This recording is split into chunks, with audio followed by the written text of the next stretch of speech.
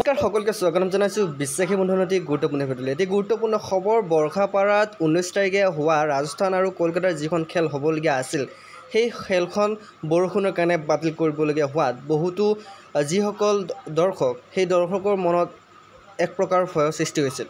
কাৰণ এটা টিকেটৰ দাম বহু হাজাৰ টকা। গতিকে যদি গুৱাহাটীত বৰ্ষাপাৰা ষ্টেডিয়ামত যদি খেল পাতিব নোৱাৰে তেনেহ'লে টিকটবোৰ কিয় বিক্ৰী কৰিছিল, এনেকুৱা ধৰণৰ বহুতৰে মনত প্ৰশ্ন উদয় হৈছিল। চ' আপোনালোকৰ কাৰণে ভাল খবৰ, যিসকলে 19 তাৰিখে বৰ্ষাপাৰা ষ্টেডিয়ামত ক্ৰিকেট খেলখন চাবলৈ গৈছিল তেওঁলোকৰ টিকটৰ ধন ঘূৰাই দিব বুলি খুদ আপোনাৰ BCCIৰ তৰফৰ পৰা যিখন ACA কমিটি সেই তেওঁলোকে সিদ্ধান্ত গ্ৰহণ কৰিছে সেই টিকেটৰ মূল্য ঘূৰাই দিম বুলি। কিন্তু ইয়াতে এটা প্ৰশ্ন হৈছে যে এই টিকেটৰ পইচা আপোনালোকে ঘূৰাই কেনেকৈ পাব? আপোনাৰ যিসকলে নেকি টিকটবোৰ আপোনালোকে কাউণ্টাৰৰ পৰা লৈছিল তেওঁলোকে পইচা কেনেকৈ লাভ কৰিব, আৰু যিসকলে অনলাইনৰ পৰা টিকট ক্ৰয় কৰিছিল তেওঁলোকে পইচা কেনেকৈ লাভ কৰিব, সবিশেষ আপোনালোকে এইটো ভিডিঅ'ত চাব পাৰিব।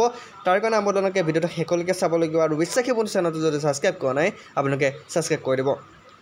ইতিমধ্যে গমে পাইছে যে হাই ভল্টেজ মেচত দুয়োটা টিমে কোৱালিফাই কৰিছিল, ৰাজস্থান আৰু KKR। 19 তাৰিখে হ'বলগীয়া খেলখন বাতিল হোৱাত দুয়োটা টিমে এক পইণ্ট লাভ কৰিছে। কিন্তু ইয়াত এটা কথা হ'ল, যিসকল দৰ্শকে দেওবাৰে বা ৰবিবাৰে খেলখন উপভোগ কৰিবলৈ গৈছিল তেওঁলোকে বৰষুণৰ বাবে খেলখন উপভোগ কৰিব নোৱাৰিলে। কিন্তু তেওঁলোকৰ যি টিকটৰ পইচা সেই টিকটৰ পইচা তেওঁলোকে ঘূৰাই কেনেকৈ পাব? কাৰণ বহুতো দৰ্শক আছে এনেকুৱাকৈ যে নিজৰ সমস্ত কাম বাদ দি তেওঁলোকে সেই খেলখন চাবলৈ গৈছিল, বা এটা টিকেট তেওঁলোকে যিসকল ক্ৰীড়াপ্ৰেমী আছে তেওঁলোকে যেনেকৈ নহওক টিকেট এটা মেনেজ কৰিছিল। যদি সেই টিকেটৰ পইচাটো তেওঁলোকে ঘূৰাই নাপায় হয়তো তেওঁলোকৰ বহুত লোকচান হ'ব। সেই ওপৰত ভিত্তি কৰিয়েই ACA, যাক আমি কওঁ আছাম ক্ৰিকেট এছ'চিয়েশ্যনে, এটা সিদ্ধান্ত গ্ৰহণ কৰিছে। তেওঁলোকে কৈছে যে যিসকল ফেন্সে সেই টিকেটবোৰ ক্ৰয় কৰিছে তেওঁলোকক যি টিকেটৰ মূল্য সেয়া ঘূৰাই দিয়া হ'ব। কিন্তু কমপ্লিটলি এটা প্ৰচেছ আছে, সেই প্ৰচেছটো আপোনাক কৈ দিছোঁ। ইয়াতে তেওঁলোকে মেনশ্যন কৰিছে the refund process is set to begin on Wednesday. আপোনালোকৰ যিসকল আপোনালোকৰ টিকট সেই টিকটটো আপোনালোকে ধুনীয়াকৈ লগত ৰাখিব লাগিব।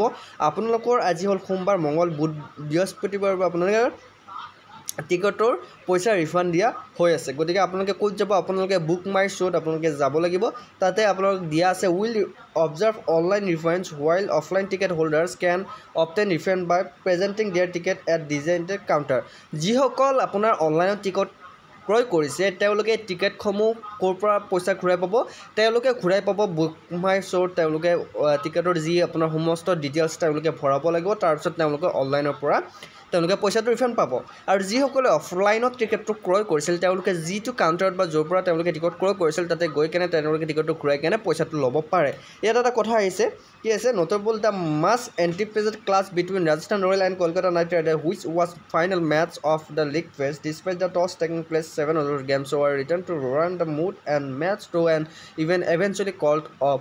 চ' আপোনালোকে জানে যিখন খেল হৈছিল সেই খেলখন যিহেতু এটা ৰুল আছে, ৰুলটো মতে কি, যদি আপোনালোকে এখন ক্ৰিকেট খেল চাবলৈ যায় যদি এটা বলো তাতে যদি তেওঁলোকে নিদিয়ে বা এক অভাৰ যদি সেই খেলখন নচলে তেনেহ'লে আপোনালোকে 100% ক্ৰিকেটৰ পইচা ঘূৰাই পাব। যদিহে 1 অভাৰ বা 5 অভাৰৰ ভিতৰত যদি খেলখন চলিল হয় তেনেহ'লে আপোনালোকে ক্ৰিকেটৰ পইচা ঘূৰাই নাপালা হয়। চ' আপোনালোকে ভয় কৰিব নালাগে, ACA কোৱা মতে আপোনালোকে টিকেটৰ পইচা ঘূৰাই পাব। আপোনালোকে ষ্টেডিয়ামত টিকেট কাউণ্টাৰত যাব, য'ৰ পৰা টিকেট কিনিছিল অফলাইনত, তাতে আপোনালোকে ক্ৰিকেটৰ পইচা ঘূৰাই পাব। আৰু অন্যথা আপোনালোকে অনলাইনত গৈ আপোনালোকে বুক মাই শ্ব'ৰ পৰা টিকেটৰ পইচাটো ঘূৰাই ল'ব পাৰে। চ' এইখিনি আছিল আপডেট। আশা কৰি চাই ভাল পালে। যদিহে লগ বন্ধু কোনোবাই টিকেট ক্ৰয় কৰিছিল আপোনালোকে ভিডিঅ'টো শ্বেয়াৰ কৰি দিব পাৰে। যদিহে ভাল লাগিছে লাইক কমেণ্ট শ্বেয়াৰ লগতে আমাৰ বিশ্বাসী বন্ধু চেনেলটো ছাবস্ক্ৰাইব কৰি দিবলৈ নাপাহৰিব। আজিলৈ মই অন্য এটা ভিডিঅ'ত লগ পাম প্ৰতিশ্ৰুতিৰে। জয় হিন্দ, জয় অসম।